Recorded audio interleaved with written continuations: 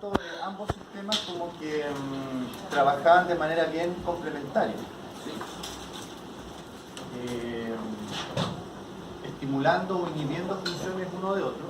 Y si se fijan, hemos tenido que hablar del sistema endocrino ya en varias ocasiones porque, por ejemplo, en el sistema digestivo tuvimos que hablar de hormonas que se producen en el sistema, en el páncreas, por ejemplo, el mismo estómago producía hormonas. Cuando vimos el sistema renina, angiotensina, aldosterona, había producción de hormonas. Porque ¿cuál es la definición de hormona? Sustancia química que se produce en un tejido y que genera un efecto en otro tejido llamado órgano blanco o tejido blanco. ¿Cómo viajan? ¿Cómo viajan las hormonas desde donde se producen hasta donde generan su efecto? A través del torrente sanguíneo.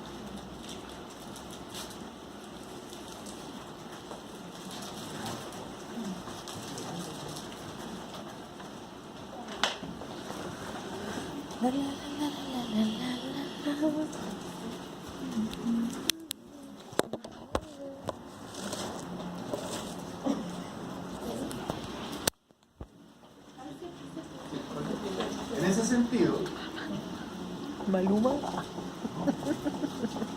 tenemos glándulas llamadas endocrinas que precisamente responden a esta definición, es decir, son aquellas glándulas que producen hormonas, pero el efecto de las mismas hormonas ocurre a distancia. Endocrino es como la definición clásica que hemos conversado, ¿sí? Se producen en un lugar y a través del torrente sanguíneo llegan a generar su efecto en células dianas o células tejido blanco, órgano blanco. Pero a veces esto varía. Y una célula produce hormonas, pero que tienen su efecto en células que están muy cercanas. Por ejemplo, lo que ocurría en el estómago. La misma mucosa del estómago, producía hormonas como, por ejemplo,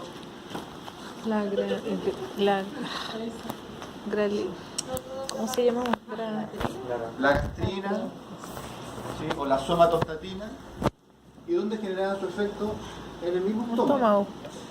Y esas son glándulas paracrinas.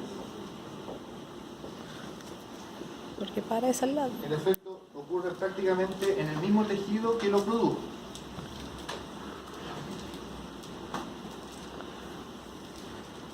Glándulas paracrinas. Y también tenemos el ejemplo de células que producen hormonas que ejercen un efecto sobre autocrinas.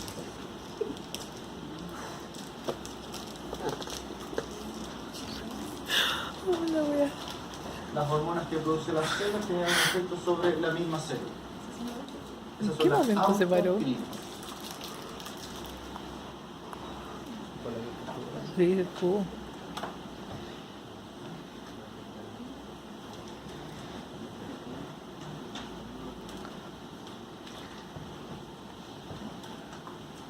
Bueno, como decíamos, el sistema nervioso y el sistema endocrino trabajan en estrecha colaboración. ¿Dónde se nota más esta colaboración?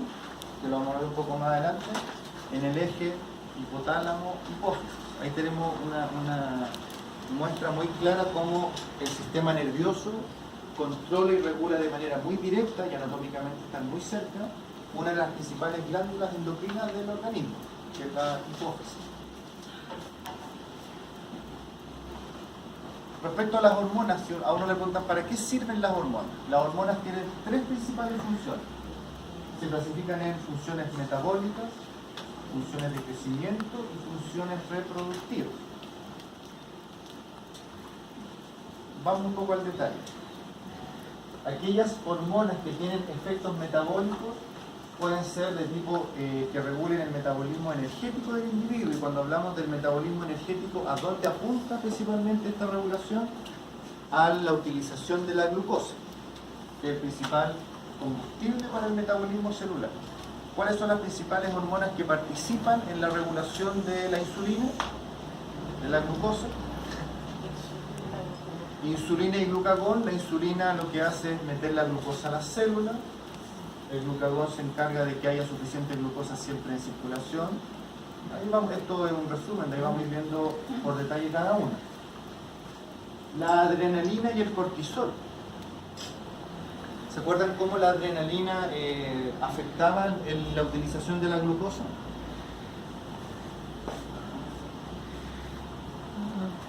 Decía, ¿quiere decir cuando se activa el sistema de alergia? Claro, cómo el sistema simpático afectaba la utilización de la glucosa. ¿Cuál era el efecto?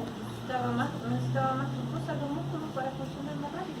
¿Y cómo hacía el sistema simpático para que hubiera más glucosa para los músculos? ¿Cuál era el efecto directo? ¿Se acuerdan que el sistema simpático estimulaba la glucogenólisis? Gluconeogénesis. Y la gluconeogénesis también. La adrenalina, principalmente la glucogenólisis, es decir, tomar glucógeno hepático y muscular y lo convierte en glucosa disponible para su utilización. El cortisol, que es la llamada la hormona del estrés, La mía. estimula tanto la glucogenólisis como la neoglucogénesis, es decir, obtener glucosa a partir de lípidos y a partir de proteínas. Todo apunta entonces a que siempre haya suficiente glucosa disponible en circulación para que la insulina la tome y la meta a las células para que se genere el metabolismo. Y bueno, y otro par de hormonas muy importantes, la somatotropina, también llamada hormona del crecimiento, la somatotropina, y las hormonas tiroides, que son las clásicas hormonas que regulan el metabolismo de un individuo.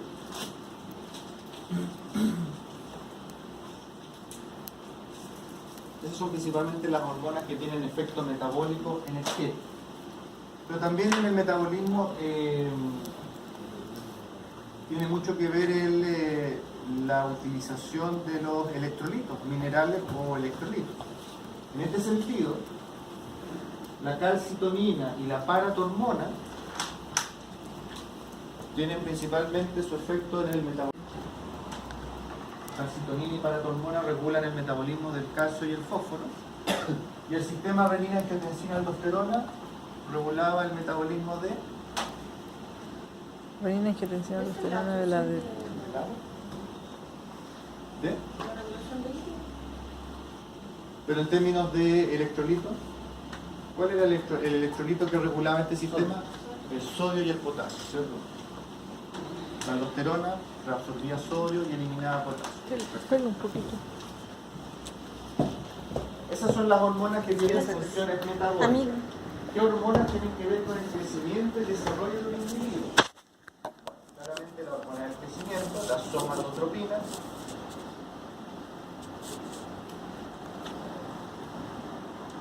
las hormonas tiroideas, que regulan el metabolismo, la insulina, por supuesto, porque es la que aporta con la glucosa para que el metabolismo ocurra, y los andrógenos y estrógenos.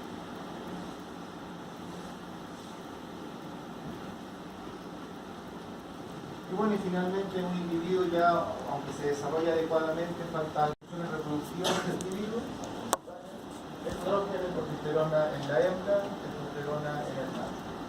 Aunque todos tienen de todo. ¿Sí?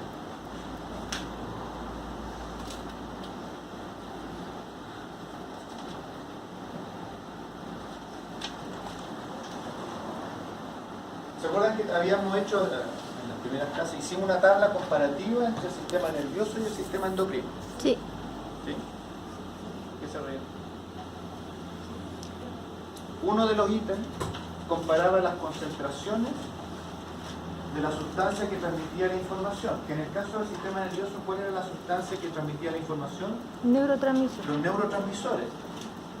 Y la característica era que había una alta concentración. En un lugar muy específico, pero una alta concentración. Sí. En cambio, las hormonas que viajaban diluidas en el torrente sanguíneo tenían una baja concentración. Estaban diluidos. ¿Perdón? No. Baja concentración. Entonces la pregunta es, ¿por qué si están en tan baja concentración en la sangre pueden lograr efectos tan importantes y en distintos lugares del organismo? Bueno, es porque una característica de la forma en que las hormonas transmiten la información es que poseen un sistema de amplificación de señal. ¿Qué significa el concepto de amplificación de señal? Que bajas concentraciones de una sustancia pueden generar grandes efectos a nivel de los tejidos. ¿Cómo funciona eso? Aquí principalmente tiene que ver con que cuando una hormona llega al tejido donde va a generar su efecto, existe un receptor específico. El receptor específico, cuando toma contacto con la hormona, genera una señal intracelular que principalmente tiene como protagonista el AMP cíclico. ¿Qué significa AMP? Adenosín monofosfato. Adenosin monofosfato, pariente de la ATP. ¿Sí? Sí. Solo que este, en vez de tener 3 fósforos, tiene 1. Así que en términos de molécula energética, nada. La principal función del AMP cíclico es ser un mensajero intracelular. Es decir,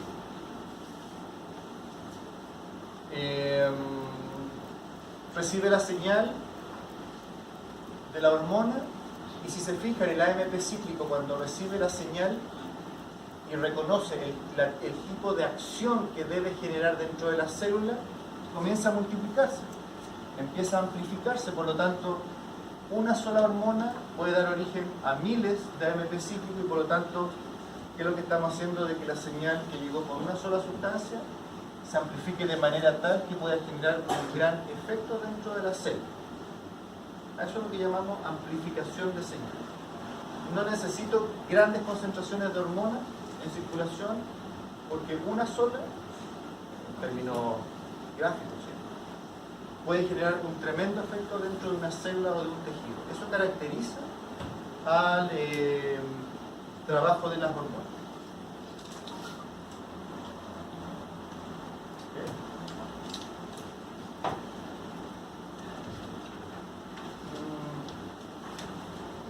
La estructura química del adenosin monofosfato. Ahí está el único fósforo que posee la molécula. Esta es la única parte que varía en el adenosin trifosfato, que esta parte de la estructura se repite 3 veces. Y acá solamente un ejemplo clásico de cómo el efecto de la adrenalina y el glucagón dentro del hígado generan la glucogenólisis. Pero no se preocupen. Quedémonos con el concepto de qué significa que las hormonas trabajen con amplificación de señal. Esa es la idea que tiene que quedar solamente de la diapositiva anterior. Ahora, hay un punto importante. Las hormonas se clasifican principalmente en 2 grupos, según su estructura química.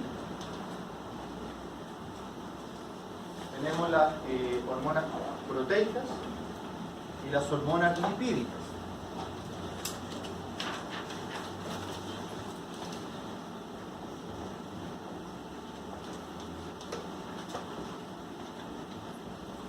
Y las hormonas lipídicas también se llaman esteroidales.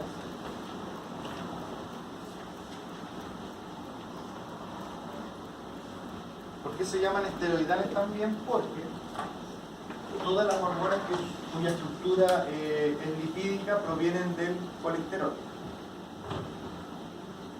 Ahí vamos a ver una imagen enseguida. Ahora, ¿por qué hacemos el alcance de la estructura química de las hormonas?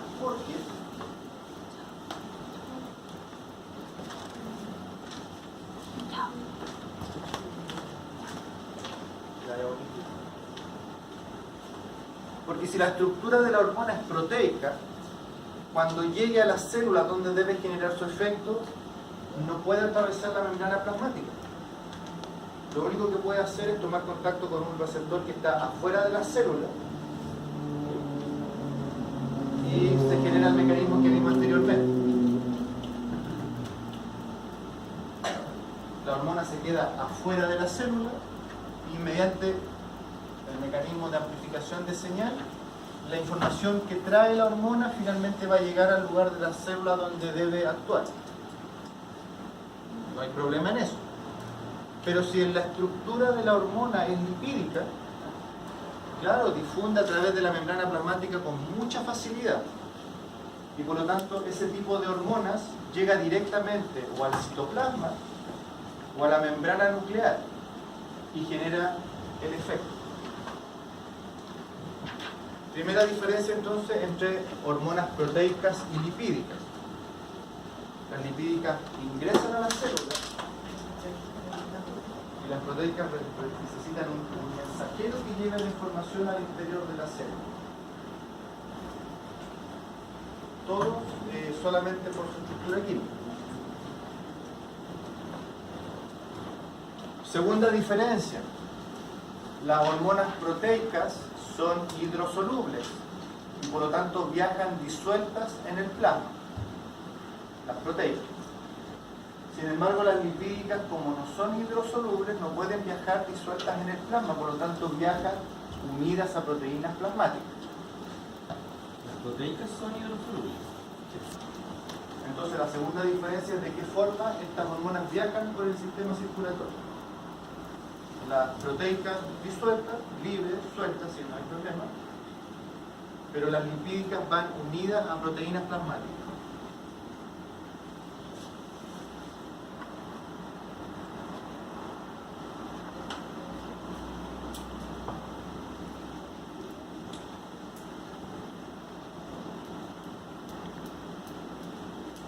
Es lo que mencionábamos, solo aquí tenemos la estructura del colesterol.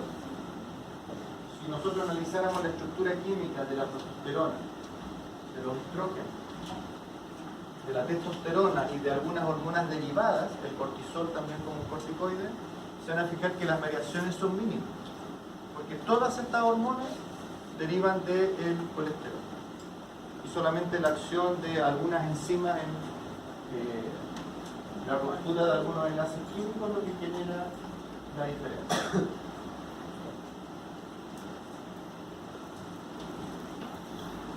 Tercera diferencia entre hormonas proteicas y lipídicas. Las hormonas lipídicas no se almacenan en las células que las producen. Se producen y se liberan, se producen y se liberan. Como además difunden fácilmente por la membrana plasmática, se escapan a partir del colesterol. Se forma la hormona y se libera circulación. No se almacenan en la célula de origen.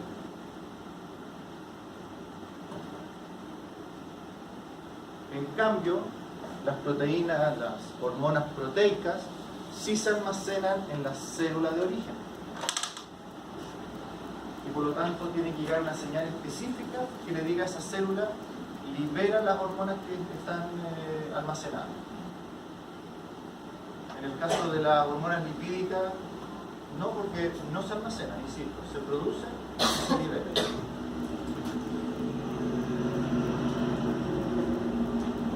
Importante recordar las diferencias entre las hormonas proteicas y las hormonas lipídicas. Ahora, la pregunta puede ser, bueno, pero ¿cuáles hormonas son lipídicas y cuáles no? Recordémoslo de esta manera. Las hormonas lipídicas son todas las que derivan del colesterol. Es decir, las más conocidas: estrógeno, andrógeno, testosterona, corticoides. Progesterona, estrógeno, testosterona, corticoides. Hormonas lipídicas.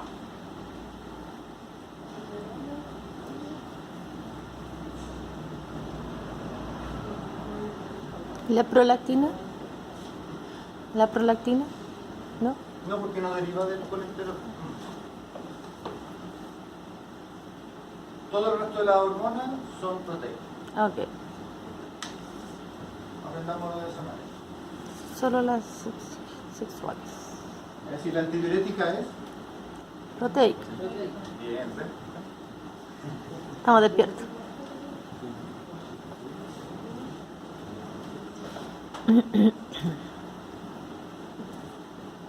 Solo nombró tres: corticoides, progesterona y progesterona. Y el otro. O digamos, los corticoides y hormonas sexuales.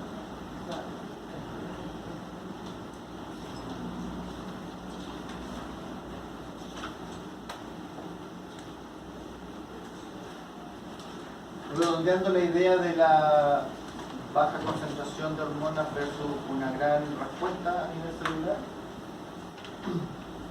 con un siempre hay rangos normales de la concentración de hormonas que debe haber en circulación, pero se ha visto que con un 50% de la concentración normal de hormonas el efecto a nivel celular es prácticamente óptimo. En otras palabras, bajas concentraciones generan respuestas sin ningún problema. Por lo tanto, para que en realidad lo que podríamos interpretar, para que efectivamente falle la función de una hormona es porque prácticamente sus niveles en sangre son bajísimos. Y lo que muestra este esquema es lo que hablábamos recién. Cuando la hormona es lipídica, la hormona que está de color rojo, atraviesa la membrana y detecta receptores o en el citoplasma o directamente en el núcleo. La hormona entra sin ningún problema, está dentro de la célula. Sin embargo, cuando esta es lipídica, es proteica, la hormona no puede entrar a la célula y solamente interactúa con el receptor. Y adentro se transmite la información a través del AMP cíclico, la cual va amplificando la señal hasta generar el efecto que se requiere.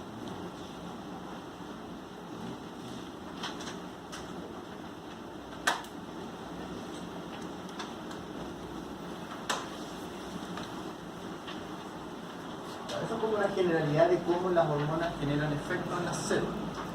Qué tipo existen y cuáles son sus diferencias. Importante recordar esto. ¿Sí? Pero cómo se controla la actividad de las hormonas. Y ahí aparece un concepto que nosotros ya conocemos, que es la retroalimentación. Es decir, hay una hormona que me dice que una glándula produzca cierta sustancia. ¿Cuándo esa glándula sabe que debe dejar de producir esa sustancia? Cuando se genera una retroalimentación negativa. Por ejemplo, el esquema que está ahí. Ese esquema lo que muestra es el eje hipotálamo, hipófisis, tiroides.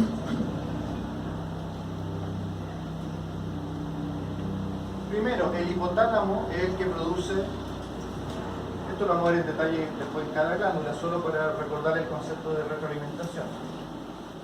Una hormona que liberadora de tirotropina. La produce el hipotálamo y estimula a la hipófisis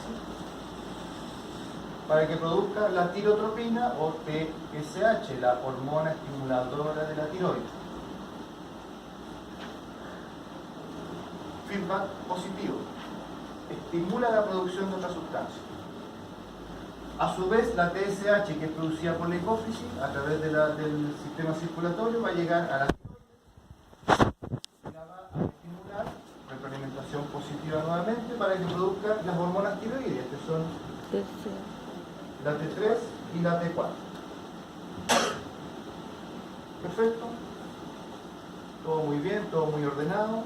La tiroide empieza a producir T3, T4, pero ¿cómo sabe la tiroide hasta qué momento debe seguir produciéndola? ¿Cómo la tiroide puede saber eso? La verdad es que no lo sabe. Lo que ocurre es que cuando los niveles de T3 y T4 empiezan a aumentar y llegan hasta cierto nivel determinado, se genera una retroalimentación negativa al hipotálamo, una retroalimentación negativa a la hipófisis, que significa que se deje de producir la TRH, se deje de producir la TSH.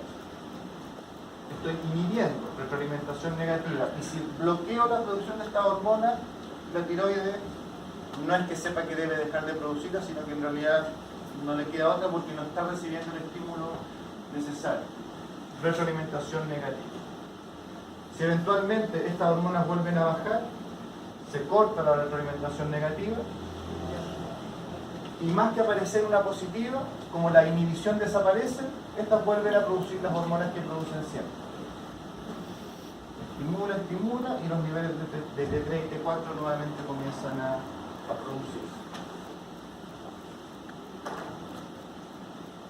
Este es el concepto de retroalimentación, que en el sistema endocrino es la forma de regular la producción o inhibición del funcionamiento de producción de hormonas. ¿Qué es lo que falla ahí cuando la gente tiene hipotiroidismo? Elijamos el hipotiroidismo, por ejemplo.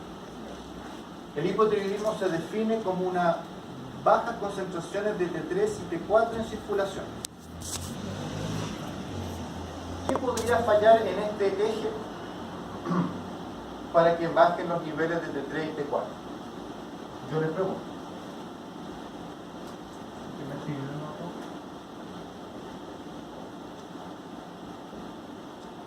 ¿Qué podría fallar para que los niveles de T3 y T4 disminuyan? Que es la característica clásica del hipotiroidismo. Cualquiera de las líneas de arriba, ¿no? Se me ocurre a mí cualquiera de las líneas. Primero la tiroides, que no me está funcionando bien. Una posibilidad es que haya algún problema en la tiroides, que al alterarse su estructura, al alterarse los tejidos, se alteran los receptores que detectan a la TSH. Por lo tanto, aunque la hipófisis produce TSH, la tiroides no se da por enterada del estímulo que está recibiendo y por lo tanto los niveles de T3 y T4 se mantienen bajos. Eso es lo que se llama un hipotiroidismo primario.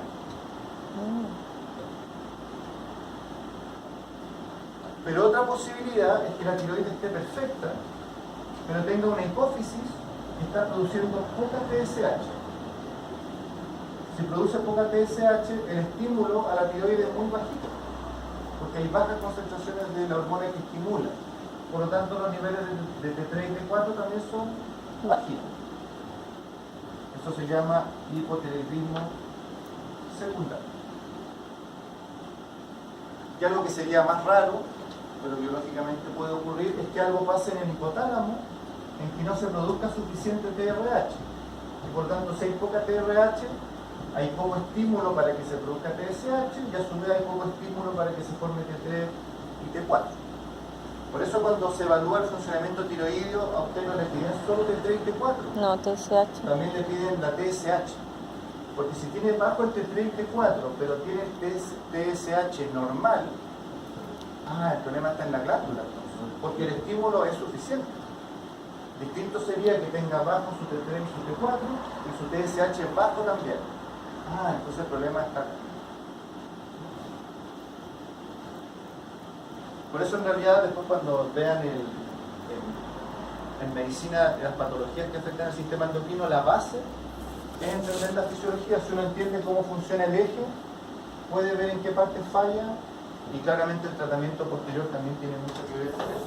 En el caso del hipertiroidismo, lo que ocurre generalmente es que hay una neoplasia, hay una proliferación del tejido tiroideo que, aunque el estímulo de la TSH es el de siempre, genera mayor cantidad de T3 y T4 sin mayor estímulo, porque lo que las neoplasias quieren es que se multiplican sin que nadie les diga que lo hagan.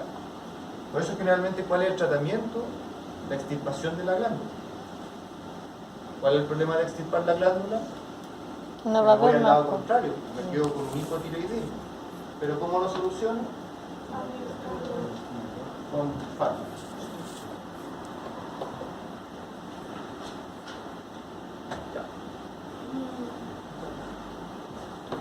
¿Recreo, no? Eso no vale. ¿Mojarnos la carita? No, se falta un poquito. Poquitito. Mantente despierto, manténgase despierto. Usted puede. No, pero esto es entretenido. Y se arruga.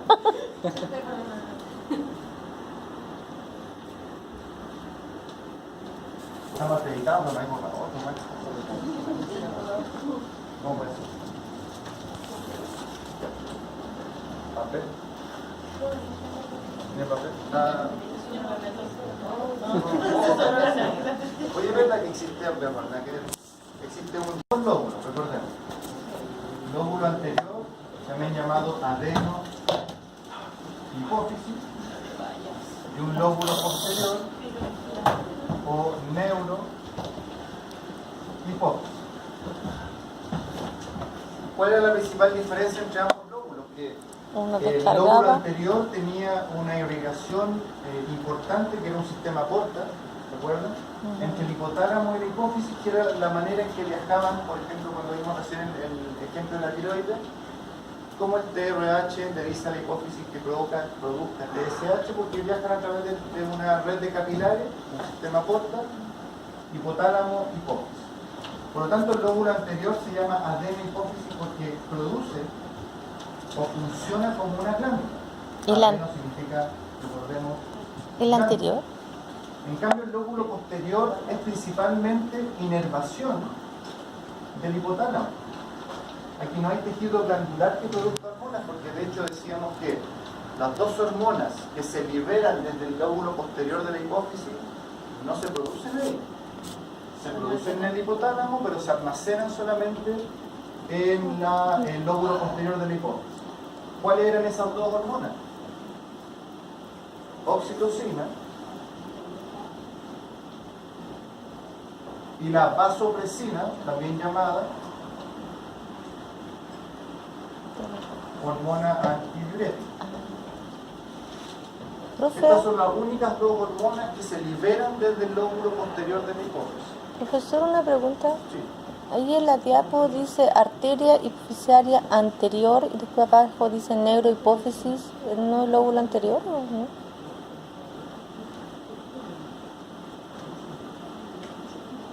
Como dice la palabra Pero anterior. es que todo este sistema vascular va al lóbulo anterior.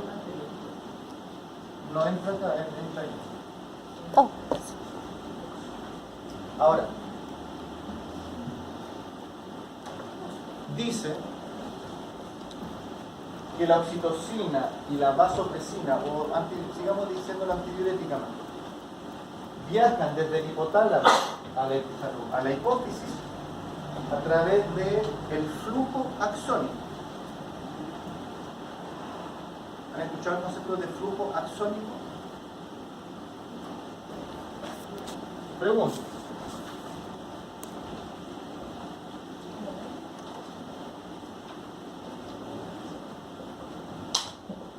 Neuronas, ¿sí?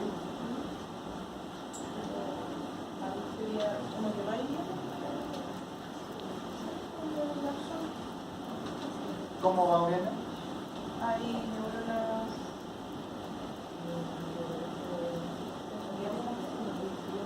Ah, pero eso en el arco reflejo.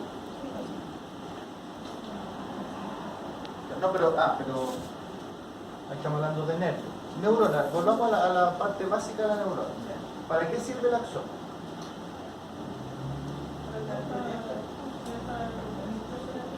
conduce más rápido el impulso nervioso. Ya. Transmite, ¿cierto? Viaja el impulso desde el soma neuronal hasta la terminación, De la dendrita. hasta allá, hasta aquí. ¿Dendrita? La dendrita solar. Ah, dendrita. Este es el telodendrón o Telodendrón. arborización terminal. Telodendrón. Ya. Ok, solo sirve para eso. Porque ¿qué es el axón? ¿Qué es?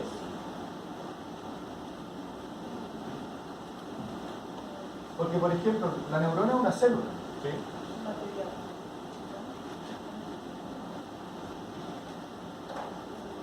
La neurona es una célula, ¿sí?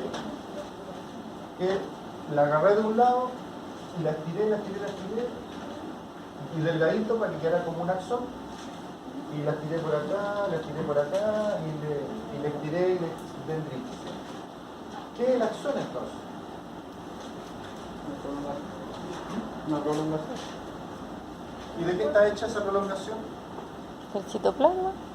Citoplasma, membrana plasmática, ¿sí? Porque uno tiene la idea de que el axón es como un tubo nomás por el cual viaja una corriente eléctrica y como hueca, digamos, no sé, vacía. Pero el citoplasma es una prolongación del soma neuronal. Les hago otra pregunta. ¿Qué es esto? Botón sináptico. Bien. ¿Para qué sirve el botón sináptico? Para transmitir el impulso. Ah, pero No, para liberar los neurotransmisores. Botón sináptico, ¿qué hay acá adentro?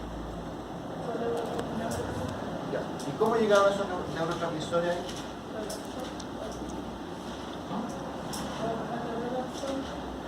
Se preguntaron, bueno, pero ¿quién produce esos neurotransmisores? Salieron como callando. ¿Quién produce los neurotransmisores? ¿Llegan de alguna parte y se meten al botón sináptico? No, los produce la misma neurona. Si el soma, la neurona es una célula que tiene ribosoma, puede producir proteínas, tiene retículo endoplámico, como cualquier célula. Por lo tanto, los neurotransmisores se producen en el soma neuronal y viajan a través del axón por el citoplasma hasta que se depositan en el botón sináptico. Recordemos que el impulso nervioso es el intercambio de iones que ocurre a través de la membrana. Es decir, el impulso nervioso viaja por la superficie del axón, no por dentro. El interior es citoplasma como cualquier otra parte de la célula, por lo tanto el flujo axónico es el transporte de sustancias producidas por la misma neurona a través del axón hasta los botones sinápticos. En el caso que estamos conversando ahora, ¿quién produce la oxitocina y la vasopresina? El hipotálamo. ¿Y el hipotálamo qué es lo que es? Sistema nervioso, puras neuronas. Entonces, estas dos hormonas se producen en el soma neuronal y viajan por el axón, flujo axónico, y se depositan esas hormonas en los botones sinápticos.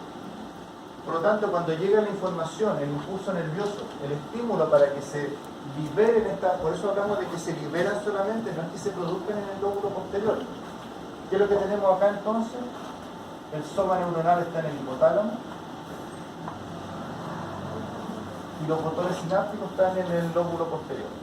Llega el impulso nervioso hasta el neurona, el impulso viaja y cuando llega a la parte terminal del axón, en vez de liberarse neurotransmisores como la sinapsis clásica, lo que se liberan son las hormonas a circulación.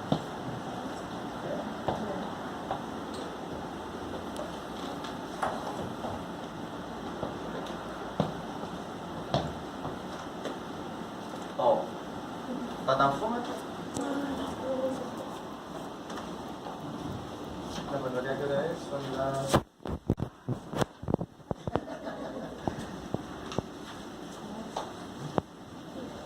¿Cómo empezó el estudio de la endocrinología? La verdad que era algo como bien empírico, así como bien básico. Por ejemplo, le sacaban la hipófisis a un animal, hacían un extracto, es decir, lo molían, lo diluían y se lo inyectaban a otro animal. A ver qué efectos producía. Por ejemplo, se dio en el fin del siglo XIX, que al inyectar el extracto de hipófisis a un animal, a este le subía la presión. La conclusión era, algo hay en este tejido que genera un efecto de aumentar la presión en el paciente. Se avanzó un poco más. Se tomó el lóbulo posterior de la hipófisis, se le inyectó a otro individuo y vio que le salió leche. O sea, algo hay en la glándula, en ese tejido glandular. Ahora sabemos que es la oxitocina. Ya con el avance de la tecnología ya se pudo analizar mejor el tejido, la estructura, las moléculas que hay en el interior, hasta poder aislarla y poder identificar cada una de las hormonas. O acá este fue un poco más allá. Denervó una glándula mamaria, es decir, que cortó todas las terminaciones nerviosas que podían que habían ahí, y le inyectaron el extracto directamente a la glándula mamaria y produjo salida de leche. Por lo tanto, es casi como ensayo y error. Vamos afinando un poco más, ¿cierto? Y finalmente viendo los efectos, experimentando finalmente, se pudo empezar a determinar cuál era el efecto de ciertos tejidos del organismo sobre otros. En el caso de la oxitocina, que tiene que ver con este efecto, acá aparece nuevamente el arco reflejo porque recuerden que la bajada de la leche es un reflejo. ¿Sí? ¿Cuál es el principal estímulo? La La succión. succión.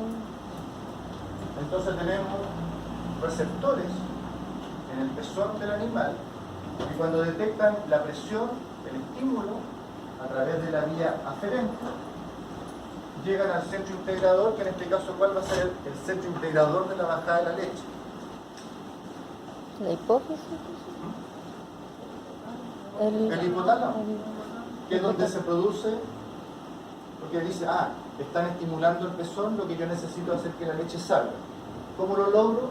Produciendo, o más que produciendo, porque ya está almacenada, generando un impulso nervioso que haga que la prolactina, la oxitocina salga a circulación. ¿Este es el caso de las nodrizas que se ocupaban antes? Yo Sí, leí exacto. que eran, se supone, Sí. chicas vírgenes y todo, que tenían que... Con el En los estímulo reyes le constante, pasaban, claro. Finalmente se produce, ahora así como producción de leche, igual era complicado, pero sí se producía una secreción pseudoláctea. pero no propiamente leche. Si no está embarazada, ¿no debería? O sea, Mira, posparto, al yo final no podría entiendo eso. llegar a estimularse la liberación de prolactina y que produzcan leche. Me La tinca que llena, sí. y los animales cuando le dan la animada le dan eso, lo otro, no saben nada. Es que a veces, sí, a veces pasa que como sincronizan, los efectos hormonales se sincronizan, hay veces que produce leche nativa, digamos. La pseudogestación, sí.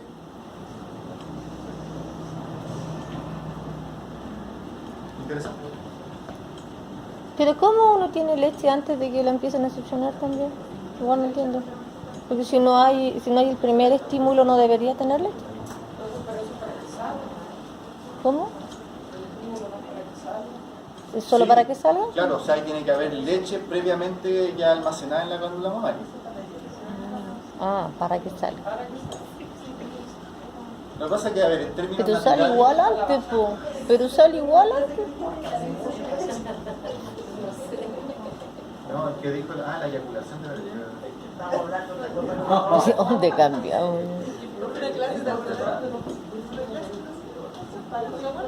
Sí, me acuerdo. Sí, ya me acuerdo, sí.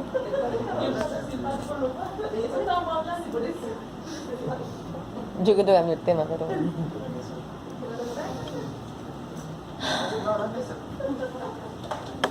Por lo tanto, el estímulo es un estímulo táctil sobre el pezón. Siempre que hablemos sobre una hormona, hay tres temas que siempre tenemos que tener claro. Primero, dónde se produce, lo habíamos dicho, parece. ¿Dónde se produce? ¿Dónde genera su efecto? ¿Y cuál es el efecto que produce? En el caso de la oxitocina, ¿dónde se produce? Acaba de decir... Hipotálamo. Hipotálamo. ¿Dónde genera su efecto? En los alveolos mamarios, en los músculos que se contraen para que la leche salga. Es ahí donde genera su efecto. ¿Y cuál es el efecto? Baja la leche. ¿Cuál es el efecto? La bajada. La bajada de la leche. Hay que hacer.